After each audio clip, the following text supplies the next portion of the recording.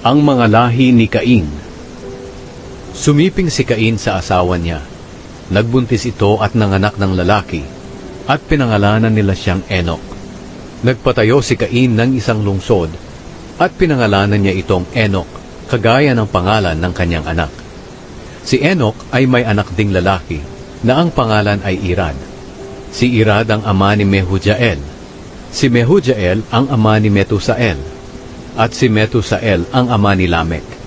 Si Lamek ay may dalawang asawa na sina Ada at Zila. Ipinanganak ni Ada si Jabal na siyang pinagmulan ng mga tao na nakatira sa mga tolda na nag-aalaga ng mga hayop. May kapatid si Jabal na lalaki na ang pangalan ay Jubal na siyang pinagmulan ng lahat na tagatugtog ng alpa at plauta. Si Zila ay nagkaanak din ng lalaki na ang pangalan ay Tubal-Cain. Si Tubal-Cain ay gumagawa ng lahat ng klase ng kagamitan mula sa bakal at tanso. May kapatid siyang babae na si Naama. Isang araw sinabi ni Lamek sa dalawa niyang asawa, Ada at Zila, mga asawa ko, pakinggan niyo ako. Pinatay ko ang isang binatilyo dahil sinaktan niya ako.